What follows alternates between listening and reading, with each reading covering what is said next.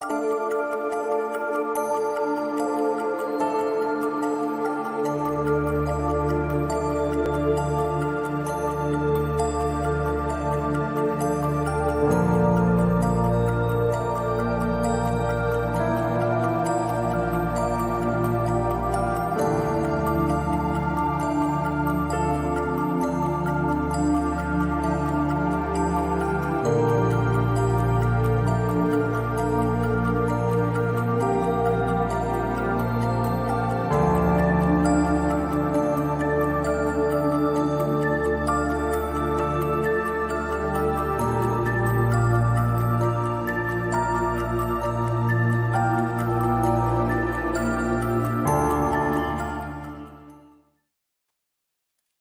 is up, guys? Welcome to the ThinkComputers weekly tech podcast. We're on episode 292, and our podcast is brought to you by Amazon. If you go to thinkcomputers.org/Amazon and happen to purchase something, that gives us a little kickback and keeps the podcast ongoing. With me is my co-host Ryan. What's going on? Not a lot. I'm hoping you're gonna keep me excited and into this podcast tonight. I'm a little sleepy, but I think we got some exciting stuff to talk about. So I Yeah, think I'll wake right up. you said you had some weather last night, so you got woken up by the storms and Yeah, all it that. came in at like 3 a.m. and then the kids were in the room, and then it just I was keeping my eye on the weather all night, and it just ended up not being a great night of sleep. So Yeah. It was that's actually all right. cold here this morning. So I woke up to go to the gym in the morning and it was like 43 degrees. That's pretty cold for Yeah. yeah. I like walked But outside in shorts and like a workout, like a dry fit shirt, and I was like, it's kind of cold out here. So it was a little weird. But yeah, so welcome everybody to of course our weekly tech podcast where we talk about all things PC hardware for the most part, and talk about some of our reviews that we've completed this week. If you do want to follow along, we do have our show notes page that will have everything that we're talking about this week. And if you're in the live chat, definitely say what's up. We can talk about what all the stuff we're talking about, or if you just want to make fun of me and Ryan, you can do that as well. But yeah, so let's jump into reviews. We'll start off with the keyboard that I kind of have in front of me here. I'll show you this guy, which is an excellent keyboard. I have to say, it's probably my favorite keyboard of 2021, at least so far. And this is the iQunix A80. And this is a wireless mechanical keyboard. Now, if you haven't heard of iQunix, we talked about them last year when they sent me this keyboard, which is their F96. And I always went on about this keyboard, You're how like, awesome this is my it was. favorite keyboard. It's the best. Yep. Yeah, it's the best. It's still really, I mean, it's an excellent keyboard, from the form factor to the colorway to everything. And they have they announced a new series of keyboards, their A80 series, and I saw them and I was like, these are equally as amazing. I think a little bit smaller form factor. So we have 80% keyboard, which I'll go in and show you the size of the actual keyboard. So this keyboard's 80%, which is slightly smaller than a 10 keyless keyboard, except for you do get your full function row and then like your arrow keys and like your page up, page down, home end. It's kind of just crunched into the side of the keyboard here. So I kind of like it because you don't have that separation. With a 10 keyless, you have a little bit of separation between the main part of the keyboard and your arrow keys. So I actually like this. It just makes it look nicer. I don't know, to me. And honestly, I don't use my arrow keys really. That right shift I think would bother me, because I was just like sitting here like, I feel like I use the shift just a little further right and I'd be hitting the up arrow, but I do like how it's all compact into one. I don't use that shift. Yeah, ever. But yeah, I mean, like I said, it's a little different. Obviously the big thing about this keyboard is the colorway.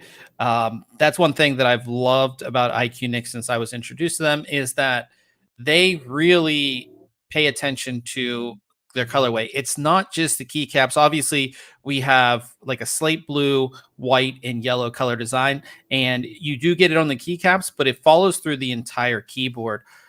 which just makes this so much more unique than like a keyboard that's either black or white or silver, silver chassis, but then the whole color design is on the keycaps themselves. The color design is followed throughout the entire keyboard. So you have, the yellow up here. Obviously, most of the chassis is that slate blue color. If we look on like the back here, you can see the yellow kind of comes through. It's a really, really unique colorway, and I think it looks excellent. I mean, it's just I really, really like the colorway on this. The second thing about this keyboard that makes it a little bit different is that the actual function row is elevated and angled towards you. It's kind of hard to see in the pictures. Let me bring myself back up big so you guys can kind of see this. So you can see how it's angled up towards you, which is, like I said, it's a little different, and that's kind of the only thing that takes a little bit of while to get used to with this keyboard. But it is different, but it makes it kind of, again, gives it that really, really interesting, unique look to the keyboard. There's also a indication LED, which is right here in between the escape key and the function row.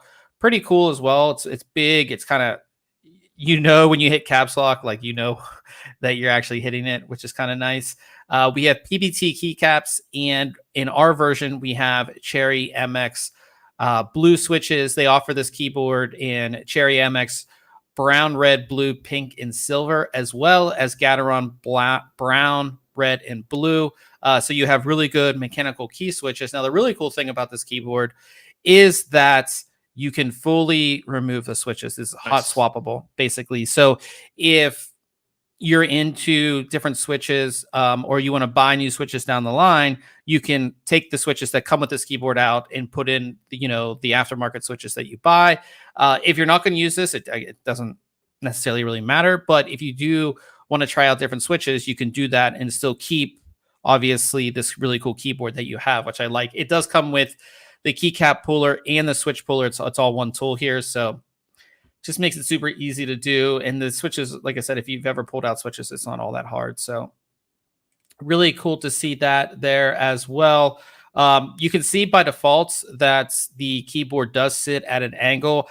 For me, I didn't have to angle it any more than this, but there's actually 2 more angles of adjustment with the pop-out feet on the bottom. So you can easily, pick which level you'd like. It's kind of nice because the F96 didn't have any feet on the bottom, so you were limited to what it was set at, which some people were kind of upset with. USB Type-C, which is kind of standard these days, especially for smaller, more compact keyboards. You want a Type-C, obviously. And what's really nice is that they include a Type-C to Type-A cable, and the cable matches the keyboard, which I think is excellent. So when you buy a really nice mechanical keyboard, a lot of times you're buying an aftermarket cable to kind of match the keyboard. Or if you change the keycaps or whatever you do, you kind of want a cable that's going to match the same color. This, you don't have to do that. The heat shrink on the end here is, of course, the yellow. And then the entire cable is a braided slate blue. So it looks awesome. So out of the box, you're kind of ready to go. What's nice about this keyboard compared to the F96 II is the F96, that was Bluetooth only. With the A80, you get a 2.4 gigahertz little USB dongle. So you can connect this via 2.4 gigahertz for 1 ms response time or 1 millisecond response time, which if you're a gamer, you need that. If you try to game on a Bluetooth keyboard, you will, at least for me, and like we play Apex or any FPS, like you will notice the input lag using Bluetooth. You're not gonna like it. Yeah. So having that makes this keyboard really great for gamers. It does have RGB lighting. Obviously, with this keyboard and the F96, because the legends on the keyboard itself, on the keycaps, they're not see-through. So you're not going to get great coverage as far as RGB. And obviously, a lot of the keycaps are dark. So the shine, it's just not going to look as great. But you do get RGB lighting on the keyboard. It looks good. It is what it is. Yeah, I matched the color. Yeah. The only problem with this keyboard when it comes to RGB lighting and when it comes to gamers, is there's no software at all. So with the F96, we did get software. It wasn't great, but it still allowed you to change the RGB lighting with software. It also allowed you to create macros. With this keyboard, for some reason, we don't have any software at all. So if you want to do macros, you have to find a third-party app. All of the RGB control on the keyboard itself, it's all done on the keyboard itself. So you have to hit function and then I think it's function, then delete to turn the RGB lighting on or off, function, then home to change the different RGB lighting settings. And there's only like 7 different settings that you can change. You can change the speed and the colors. But it just, this day and age, I'm a fan of software, even if it's not the best, as long as I can use it, it's much easier. So there's no creating macros on the fly on this keyboard either. You have no option for that. So you have to find third-party software that would do that. But overall, I really like this keyboard for a lot of reasons. I think the biggest reason is, so over the past couple years, building your own mechanical keyboard has become pretty popular, right? A bunch of my friends who aren't even like computer people have built their own keyboards. Now, for me, I just haven't had time to really get into it. I would love to do it, but I just haven't got into it, don't know enough about it. And, I want a cool looking keyboard on my desk, right? I want something that's going to look cool, that's going to be different than all of the other gaming keyboards out there. Because you throw a gaming keyboard on your desk, they all pretty much look the same. They're black with black keycaps with RGB.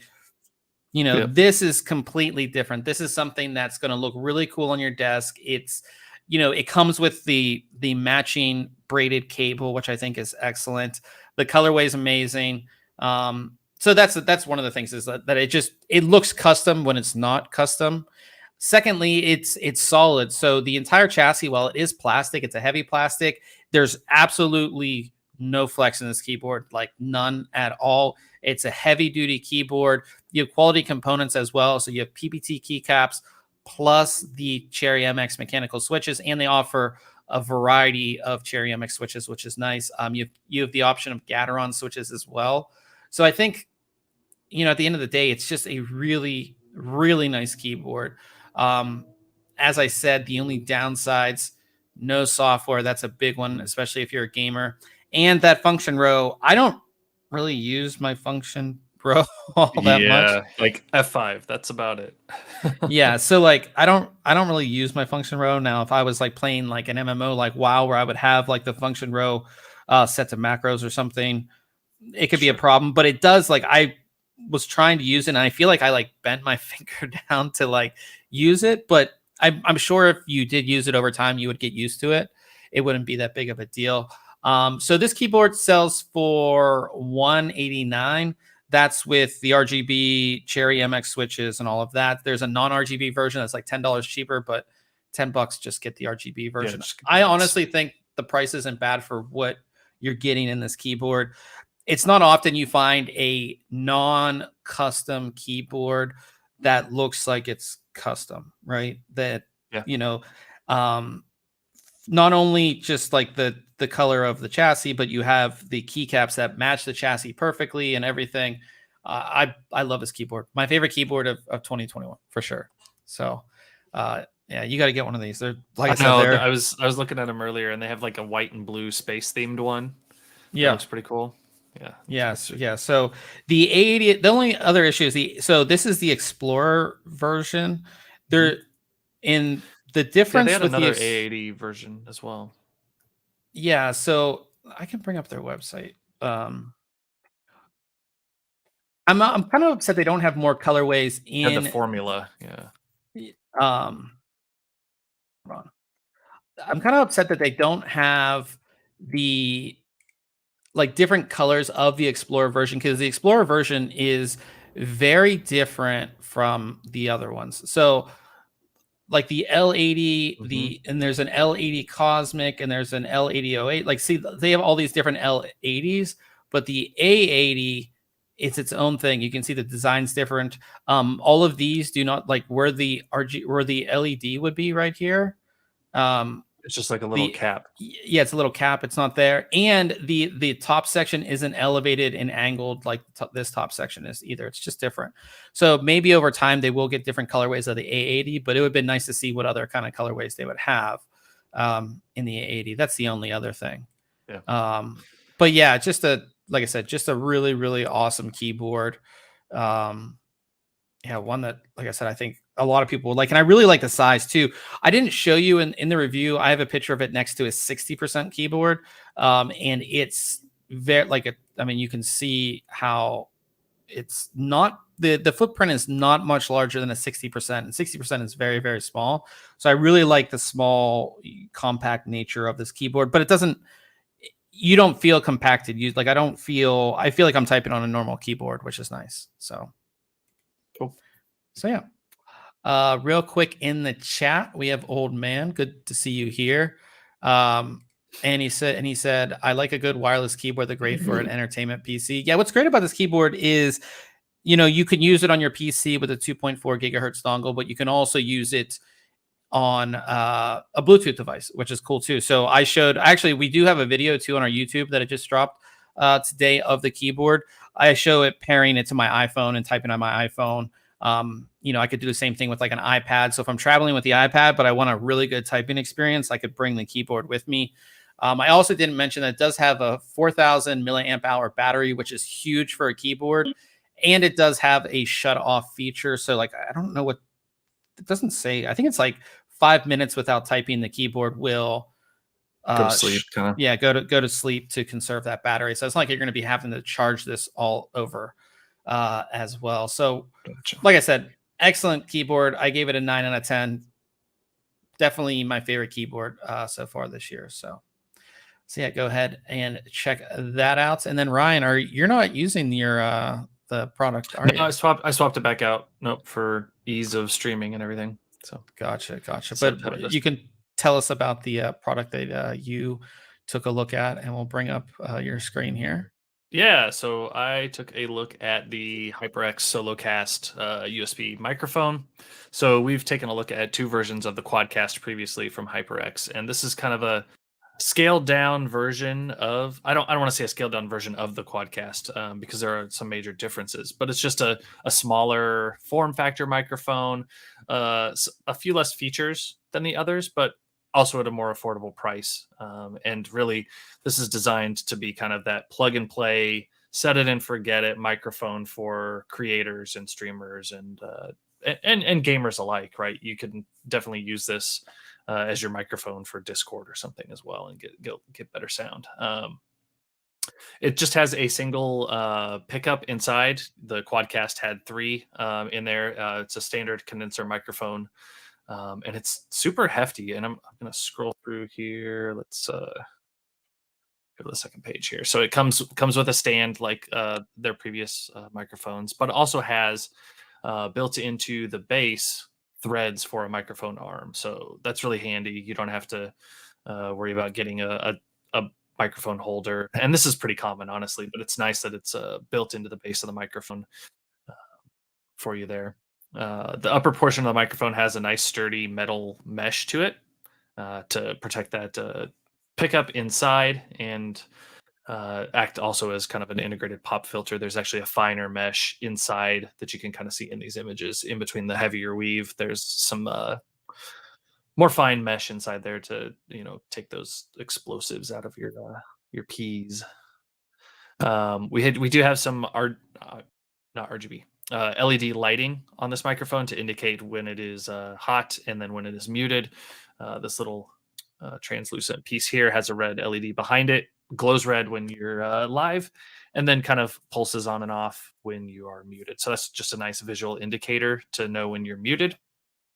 And speaking of muting, it has the capacitive touch tap to mute sensor on the top, just like we had with the Quadcasts. I love that feature. Like we've seen multiple microphones with it since we first saw it on the Quadcast. I just love tapping your mic to mute it. It's so convenient.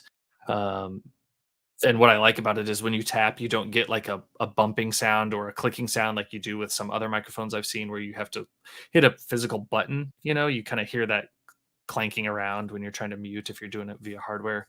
The tap to mute is awesome for that. So that's something I definitely appreciate. Type-C connection on the microphone. It does come with a cable for the microphone. I wish it was a little longer though. It's only about 6 feet long. So depending on where you mount this microphone, or if you're putting it in a mic arm, you really have to kind of think about your positioning of the microphone arm and making sure that you can get that other end of the cable plugged into your PC or your console or whatever it is you're using it with, or getting an extension or something. So that was kind of a bummer on this. Like I said, we do have a microphone stand that comes with it. And I'll kind of hold this up here. Obviously, it does, your standard tilting back and forth, but we can also do some rotation here to get some different orientations to maybe fit underneath a monitor and just fit into some tighter spaces, which is kind of a cool feature there if you're going to use that stand. So it just kind of rotates through those. Audio quality, right? Like this is number one going to sound 10 times better than a headset microphone, which we always typically see with a dedicated microphone. Utilized it in the podcast last week. I went back and listened to it. I think it sounded great. No issues found anywhere, right? We test without NVIDIA RTX or broadcast turned on. So that we get just the audio directly from the microphone. I was super happy with the results.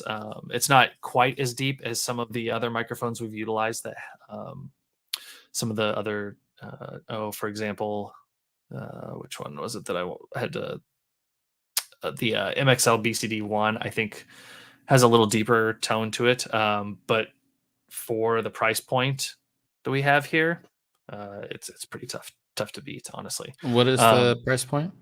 The price is, I gotta remember because I looked at it and I thought I saw it cheaper somewhere else, and I was like, "Ooh, do I need to update this?" I think it's only $50 now on Amazon. Last time I checked, so it may have dropped. So I may have to. Let's just I'll take a look here and see what they've got it at. Yep, it's $10 off right now. So that's actually just as of this week. So that's an even better deal, right? Some of the things I didn't like about it, and they're not necessarily that I don't like about it, it's just some features that we've gotten used to on other microphones that aren't present here. Number one, we don't have a microphone out on it. So you can't monitor, I'm sorry, not a microphone, a headphone out for monitoring, right? You can't plug in a set of earbuds or headsets to this to get a direct link to the sound that the microphone's picking up.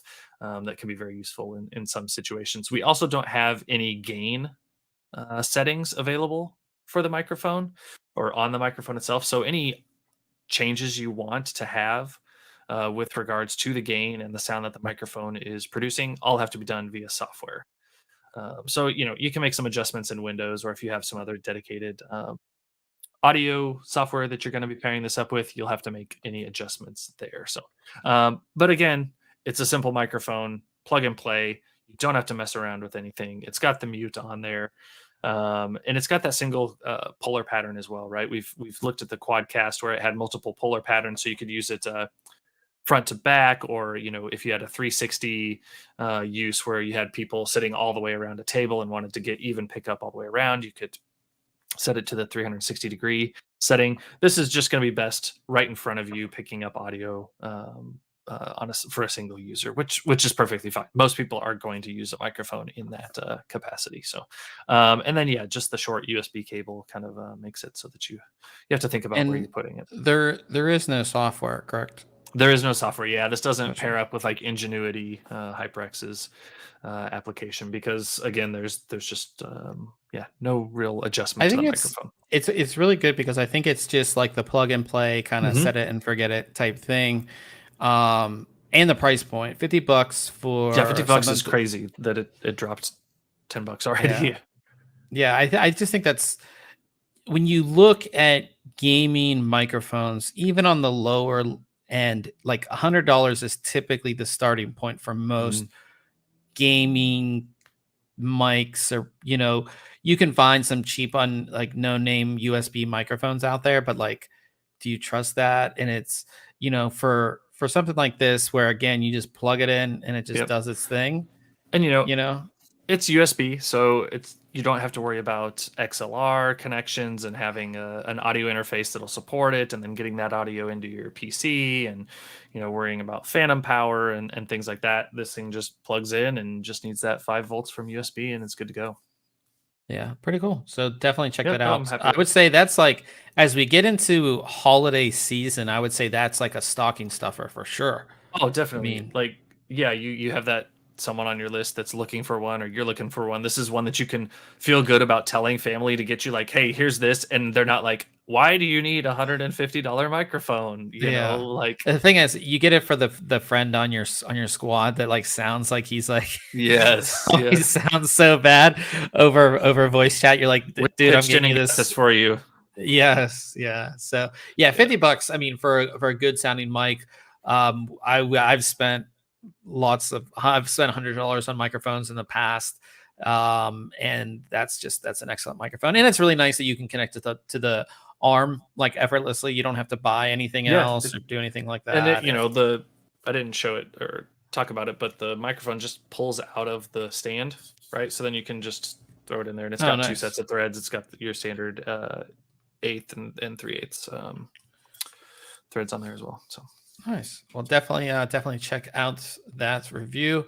We have Kosher Tech in the house. Good to see him here. I told him he has to make his appearance for the podcast. So good to see you in the live chat as well. Real quick, as we get into other stuff, I did make a video on the Montek X3, which is talking about low prices. This is a $70. We talked about it already. I already did the written review, Yep. but I made a video too. So if you want to check it out, $70 case, 6 included fans that aren't technically RGB, but they look like they're RGB. Supports up to ATX motherboard. Like, it's a really good case for what it is. High airflow with the mesh in the front. Check out the video. I had a lot of fun recording this video. I busted out my slider for the first time in a while, so had a lot of fun with this one. So definitely check that out. Also, we have Case Mod Friday, and that's, of course, where we see somebody building a computer much better than me.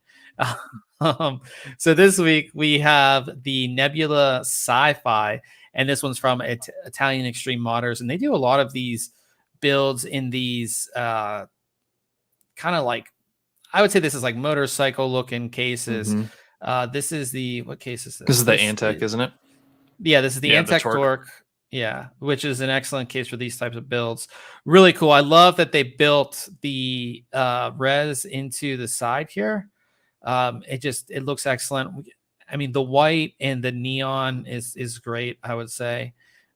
Just a good looking build. And there's so much custom work on here that, like, the Antec Torque is not white, and it doesn't have all these extra little thingamabobs and all this extra stuff. Like, it doesn't have any of that on it. So there's a lot of extra work that went into this, that you really like, all this extra stuff up here and all this that really went into this to make it look the way that it does. And I think it just looks awesome. This color, it reminded me of this skin from Overwatch from Genji. He has this white and green and gray skin in there, and that's the first thing I thought of with this, was that color combo. But yeah, I really like this case or this mod. Yeah, it's just simple. It's cool. And again, I don't believe there's no water cooling on the graphics card either. It's just a single loop for the CPU. And I like that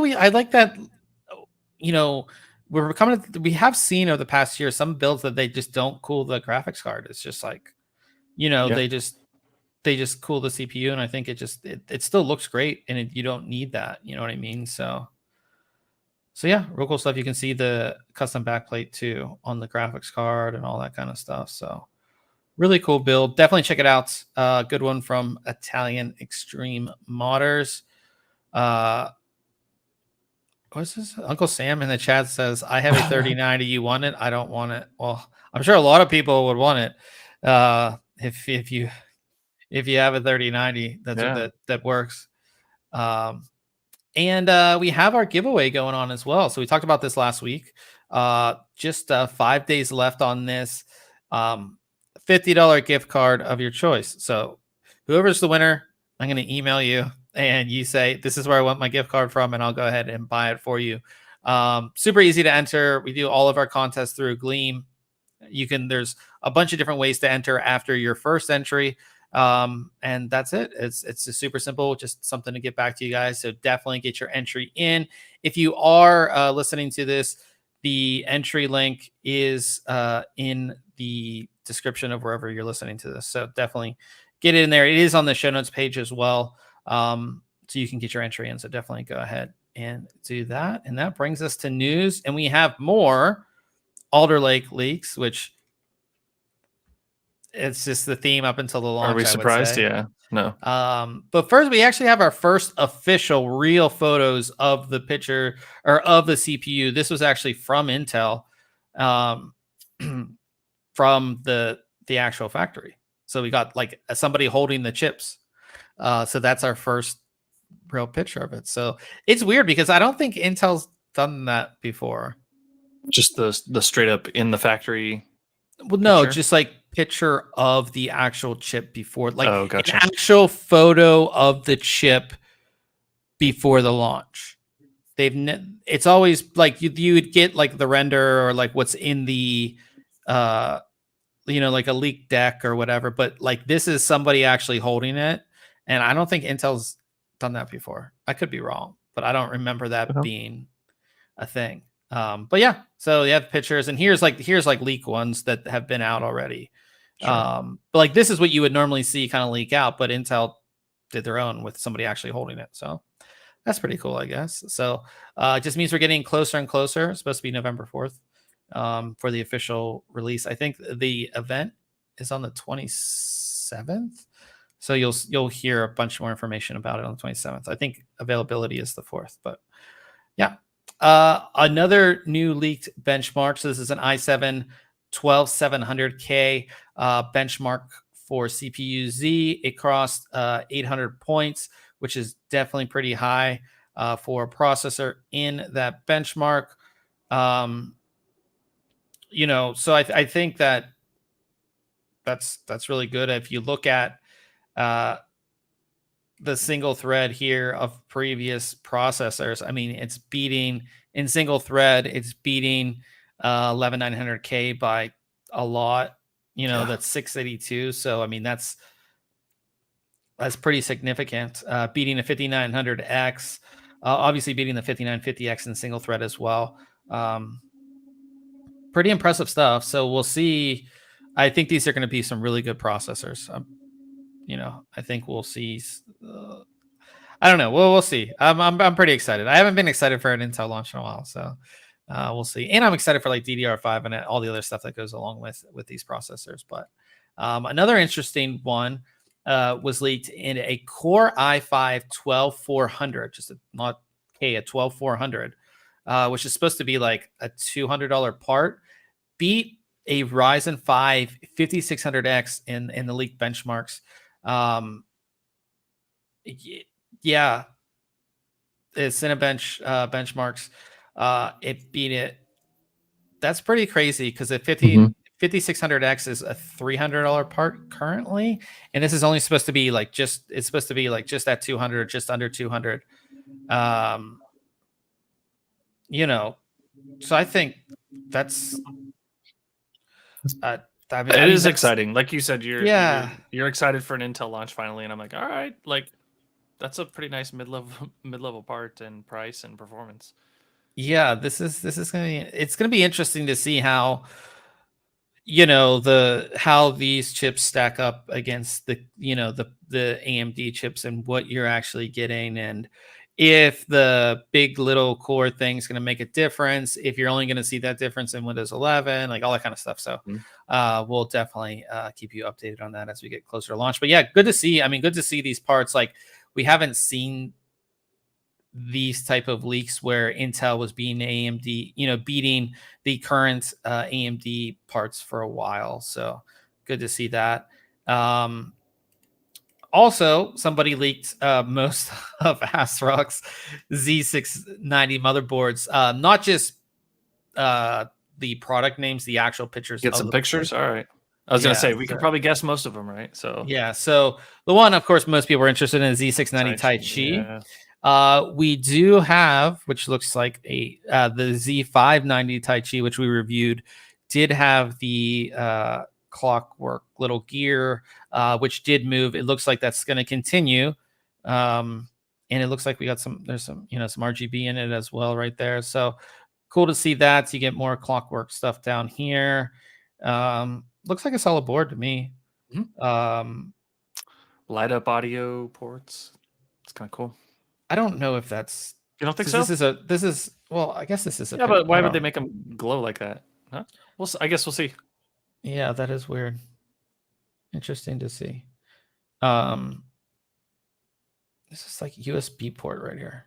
I was looking at that and I was like, is that blue on purpose? Are they trying to highlight something? I don't know. Yeah, I mean it's like a. Yeah, so that's the one that I assume most people are excited about is the Tai Chi.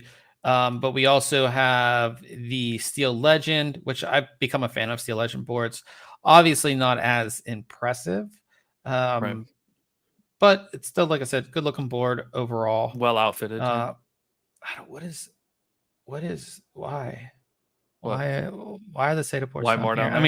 I mean, there's more on the side, but yeah, there's 4 here, but there's also 4 over here. I bet there's 8 along that one side. I bet those are stacked on their sides. No, they don't look stacked. What? They look like. Yeah, they do. No, they don't. I don't know. And then we have the Z690 Extreme. Looks like they're taking a note out of EVG. Well, they've been doing this for a while. This kind of cutout here for the SATA ports. What's kind of surprising, and again, these might not be. I assume these are the final pictures, but like these don't seem. They're not very robust. That's pretty minimal heatsink on the chipset there. Yeah, and like you're not getting the like a full another. Yeah, it's interesting. And it looks like a pretty lacking back or I/O plate. Like, look, I want to see more USB ports on that. I know I'm a fan of USB ports on the back, but there's looks like a lot of wasted space there. Yeah, I agree. Yeah, so we'll see. So this is the Z690 Extreme. We have the Z690 PG Riptide, which we're going from high to low basically. So this is going to be definitely a more cut down board. A lot of these aren't shipping with Wi-Fi either because you see the M.2 Wi-Fi slot. So you can add Wi-Fi to this board, but you need to put it in yourself. I do like the pattern on that board though. Silk screen on the PCB. Yeah, it's kind of just a cool. Yeah. Again, with these, why are they putting them down? I don't know. I'm just not a fan of that. I don't know. Z690 Phantom Gaming 4. Oof. This is really, really cut down for a Phantom Gaming board. Yeah, I mean those heat sinks bring me way back. Like those, just like that. And again, this is aluminum. These are all leaks. This could be like a picture. Like somebody could have put these together from like the info that they have, or like the pictures that they have. These might not, but I mean, for a Phantom Gaming board, that's very, very, very cut down. Like very cut down. Do you really want to put this thing in your Phantom line? Like come up with a new name or there's that's what I mean. Like there's not even an IO cover. Like just a cover, not even a shield. Like there's no cover or shield. It's a little cut down. And this is the Phantom Gaming. This is the Micro ATX version again with these crummy looking heatsink. I mean, again, I'm not a fan of these, so yeah.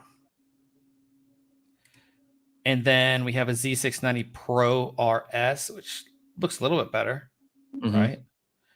And then we have that's we're back to the Steel Legend, so we're back to the beginning. So yeah, I think the Tai Chi board obviously looks the best in my opinion out of all of them.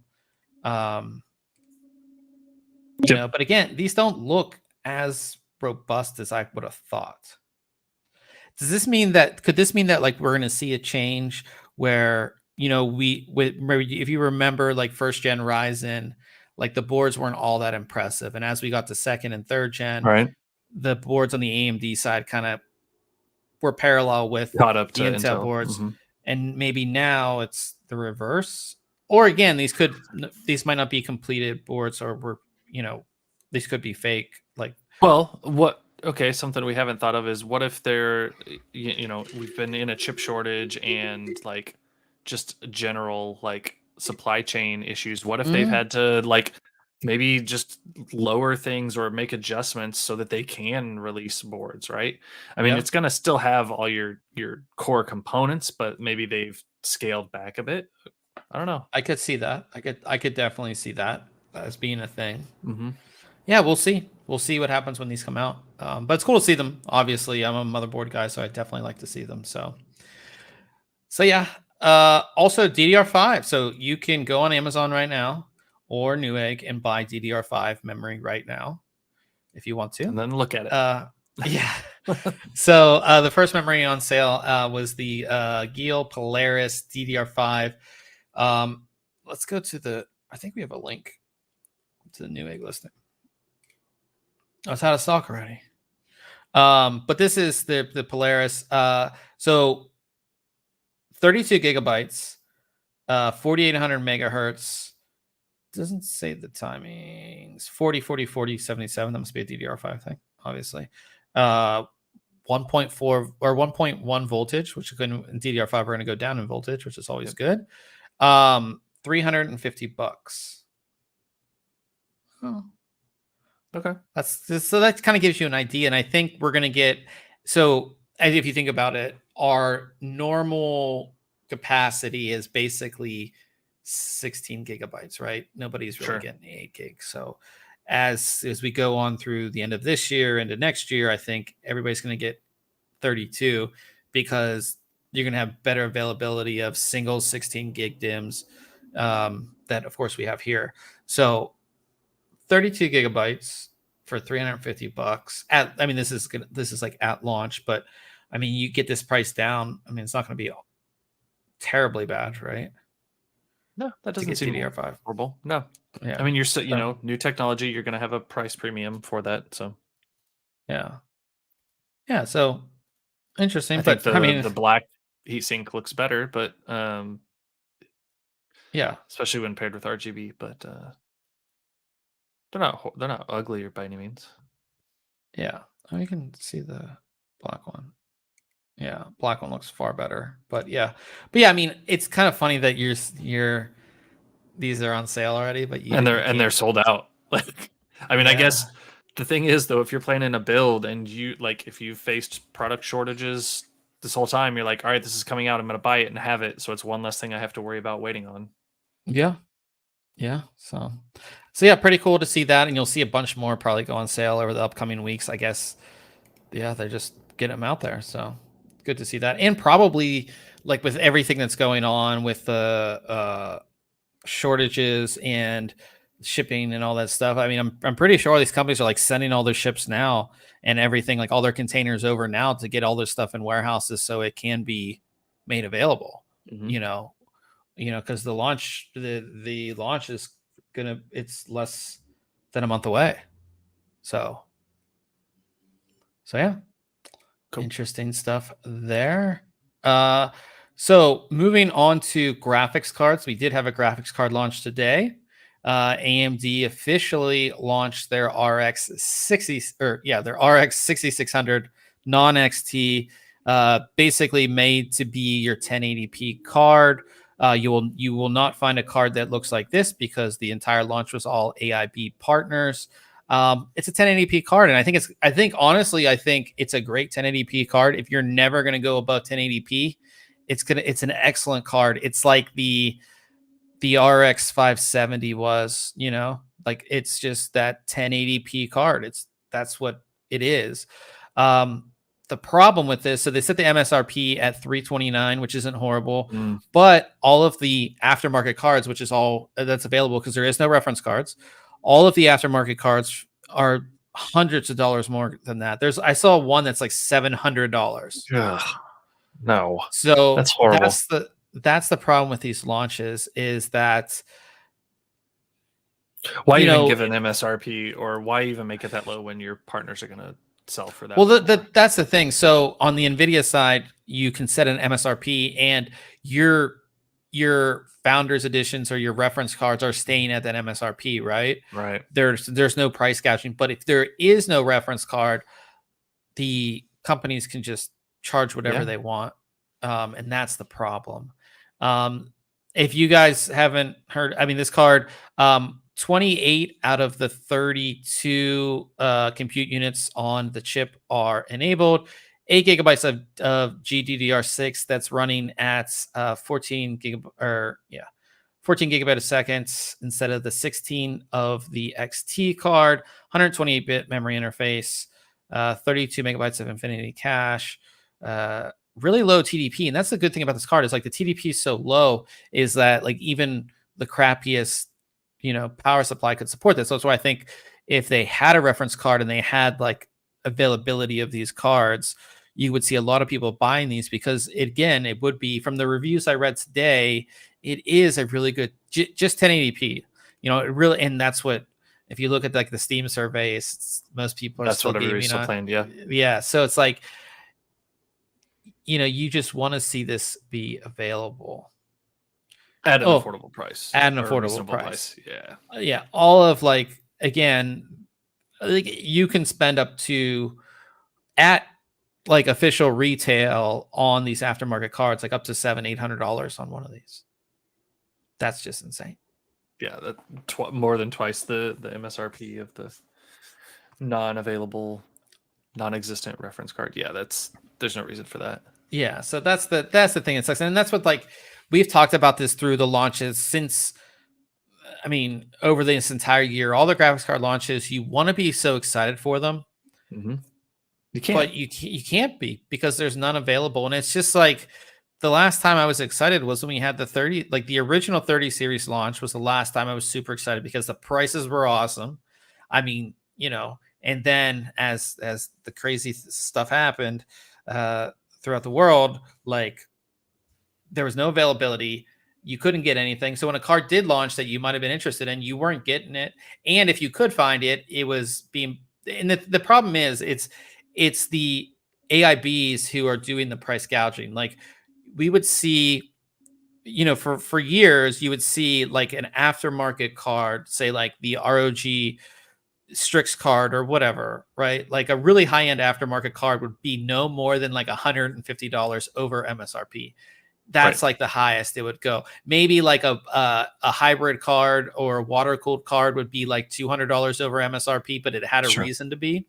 Now you're seeing like that ROG Strix card, the Asus price is $400 over MSRP. Like that's crazy. Yeah, and there's not $400 worth of value there, in my opinion. Yeah, that's just not. I mean, again, like I reviewed the XFX or the Sapphire Toxic cards, and those were like highly overclocked, really great cooling, like a lot of stuff. That was worth like the extra $120, right? But if you're not getting that, and a lot of times you would find like you would get a card that was like 20. Like I remember reviewing an EVGA card like a few years back that was like $20 over MSRP, and it had like better cooling, full cover backplate, like all that. And you're like, yeah, like for $20, like hell yeah, like I'm gonna get the aftermarket yeah, you're card. gonna get that, yeah. And now it's like because of the price gouging by the AIBs, you really are getting kind of screwed if you think about it.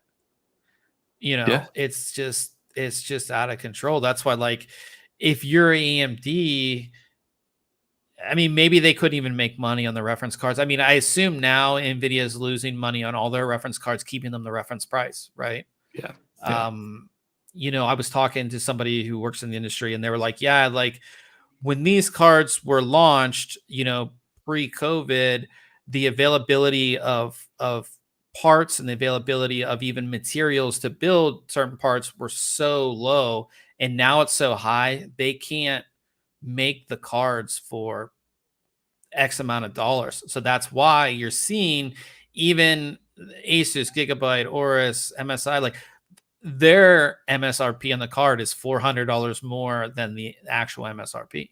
That's why.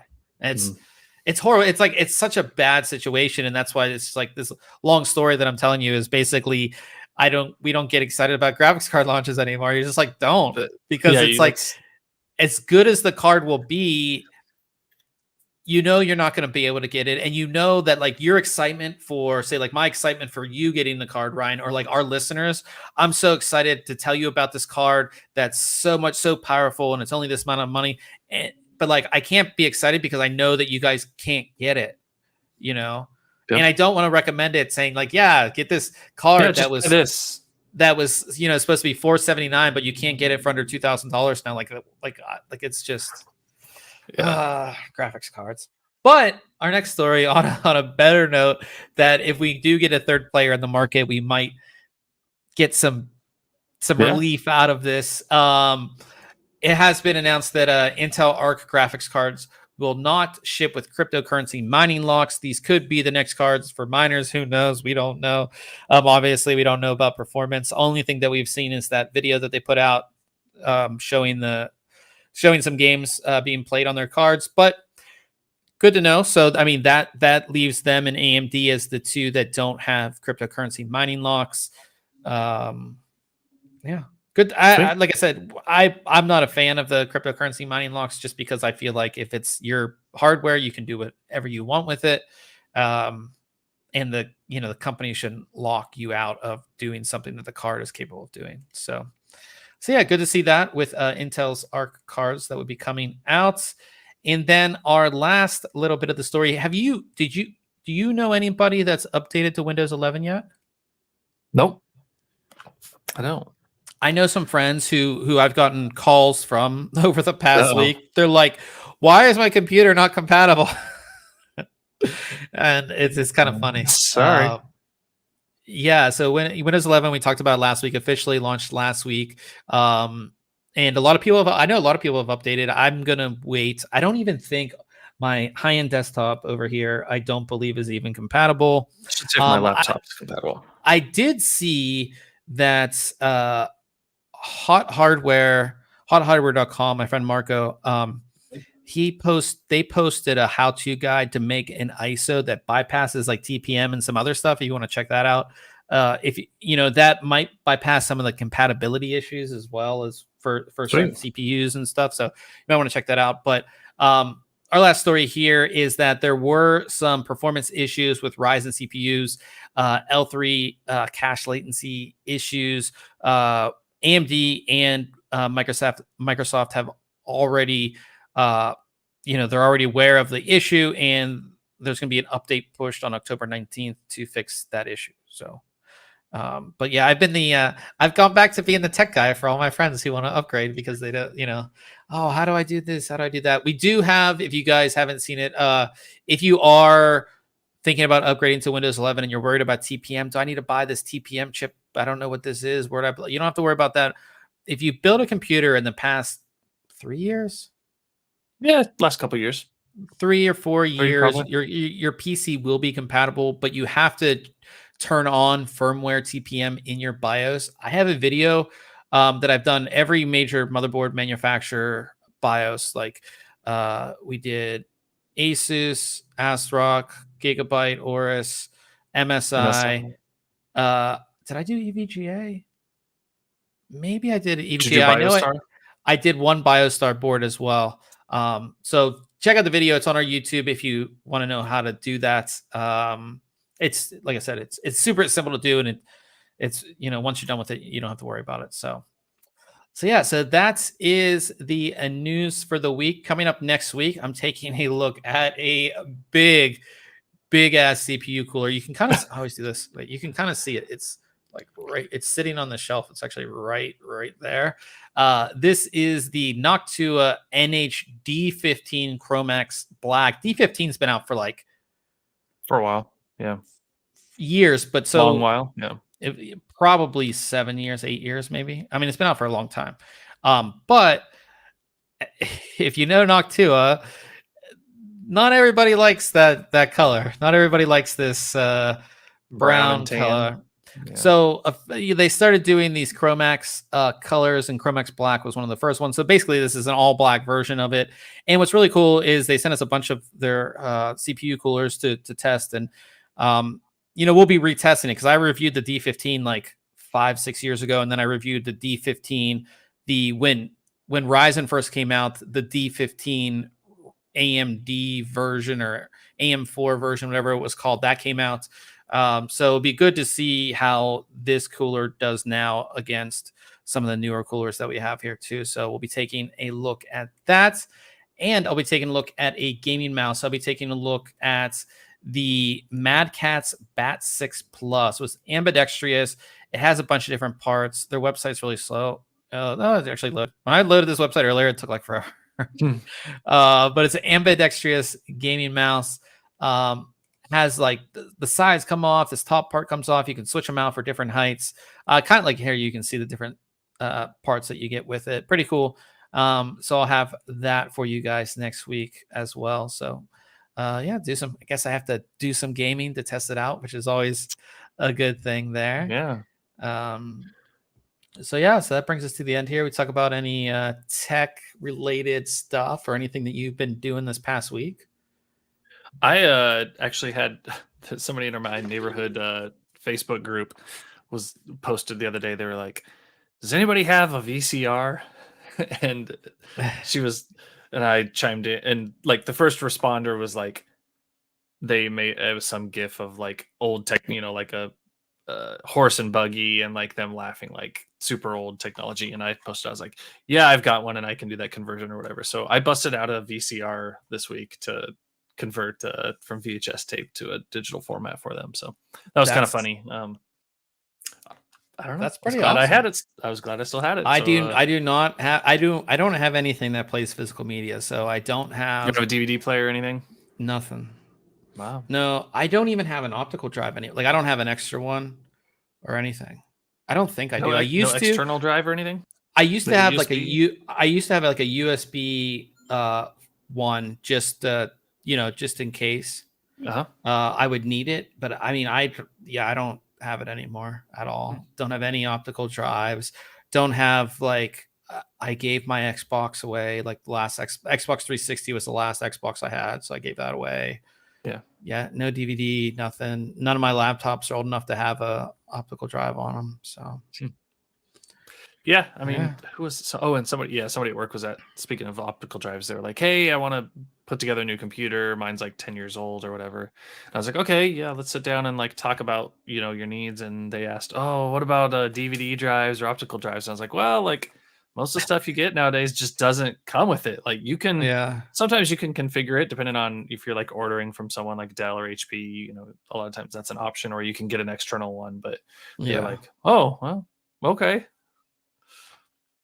Yeah, old man in the chat said, that's cool, Ryan. I got this old VCR DVD, and like I remember getting when you got like the double that had the DVD, or like I remember like my first DVD like player, and I was like, whoa, like you don't just like play the movie. There's like extras on the DVD, and like there's a menu. Yeah, and it was like, do you remember the rewinder? Did you have a rewinder in your house? Oh yeah. You just put that thing in, click it down. It's like, burn up your VCR motors. Oh yeah. I had one of those. It was cool. The process kind of sucked because with VHS, like with a tape, you have to read that whole tape. It's not like you can read across the tape faster to get the data off the tape faster. You've got to go real time. So it was like a 2-hour process for this tape, which wasn't horrible. I just sat it on another machine and let it go. But it's kind of funny. You think about like hard drives or other forms of technology, and you're like, oh yeah, it's just going to do it as fast as it can. And with this, it's like, it's a 2-hour tape. So I guess got to wait 2 hours for this thing to finish up. Yeah, that's pretty cool. I didn't do anything that cool, obviously. Hockey season started, so I'm pretty excited about that. I made a big pizza last night for the Penguins game, and I ate the whole thing. So using ESPN Plus, which is you said, is that working out still? Yeah, it's pretty good. Much better than previous solutions. Yeah, but they still. So I was like talking about this, like, so the NHL sold like 90% of the rights to ESPN, but then they sold like 10% of the rights to like TNT. So like TNT will have like a game a week, like that's like the TNT game. But like I can't get TNT unless I get either cable or I was like reading like a DirecTV streaming package, which is Yep. like, you know, I'm already paying like, so ESPN Plus is like $6.99 or $7.99 or $7.99. Like I don't want to pay another, like this DirecTV package is like $30 and I don't want to get it to get one like game. Yeah. a week. Like it's just, yeah, I just like hate when like somebody, it's just one company needs to own all the rights. You know what I mean? Yeah, maybe there's some sort of monopoly restriction or something that doesn't allow for that. You know what I mean? Yeah, I don't know. Probably not, but I don't know. It's just it's a mess. But yeah, so I'm pretty excited about hockey. I'm like 90% sure I'm gonna get the new GoPro, the Hero 10. Yeah. And The get rid modular one. Yeah, no, that's the I have this one which is sitting here. Yeah, so I have the DJI, which is here. Yeah. And they're coming out with a new one, which they're supposed to announce it on the 20th of this month. So I'm waiting to see if it's worth picking up or the GoPro. But like I like this thing is nice. You have one of those and I like it, but I just want the new one has a bunch of other features that I like, and I always just like getting new camera stuff. So I'm either gonna get one or the other depending on what the launch is on the 20th. So that's basically all thing. And I came like really close to hitting buy on a laptop the other day. I like talked myself out of it because I'm like, I'm not going to use it. Which one was it? What was it? The Asus, the one that has the second screen, not the super nice one. So Asus just upgraded the 15-inch version of it. So the 15-inch version got like all these upgrades, got a OLED screen and all this nice stuff, and it's like $2,500. But I want the 14-inch one that's still on the last generation of processors still. I didn't get it. So yeah, that's all I got myself into. I'm buying cameras and I don't know, all kinds of crazy stuff. So slow down. So yeah, slow down. So yeah, we'll be we're gaming. Are we not gaming? Yeah. I think Shinny's going to be a little late, but yeah. We can get on there. So we'll be over on Twitch if you guys want to continue to hang out. Twitch.tv/ThinkComputers. We will be over there. Ryan will get the stream up playing some Apex Legends. Thanks everybody who came out. Kosher Tech, Uncle Sam was in here. Old Man, of course, was in here as well. Good to see all you guys in the live chats. Everybody who listens or watches later, we definitely appreciate you as well. And we will see everybody next week.